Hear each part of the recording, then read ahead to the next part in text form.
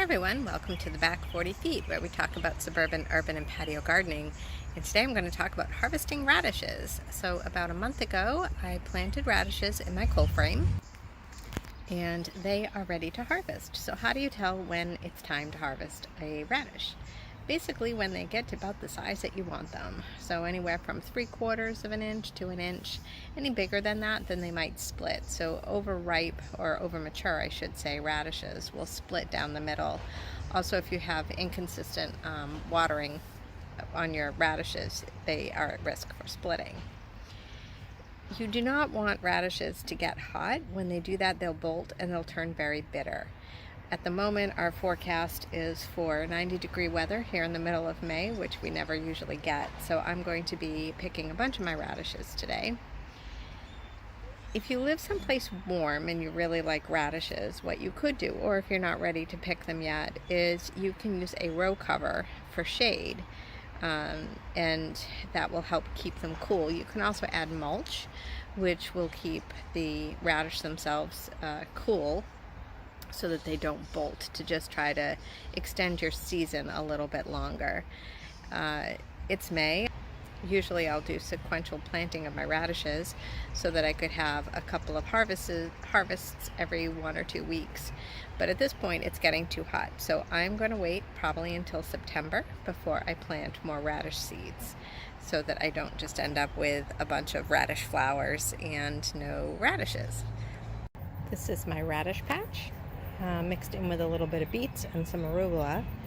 And the first thing you want to do is pick your radishes before they start to sprout seeds, because then they can get quite bitter and peppery. If I look over here, this one is starting to get flowers, so I really should pick that one sooner than later. Here you can see that these ripe radishes are basically just throwing themselves out of the ground on their own, and that's an indication that they're ripe. And you just want to look, and if they're split, pull this one up.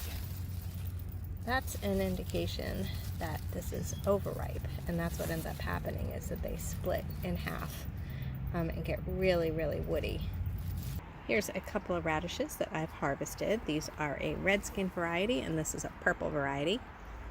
And these look pretty good. They're about an inch and really don't have too many blemishes. Some of that might just be like some snails tried to take a little nibble on that. And what I wanted to show you is, if I zoom in really closely, see those? Those are thorns, very tiny thorns that you really can't notice until you go to pick your radish. So I would strongly encourage wearing gloves when picking your radish, so that you don't end up with these barbs on your skin. And let me tell you, they are hard to find when you do get them. This is the radish that I picked that had started to get close to having flowers, which you can see here.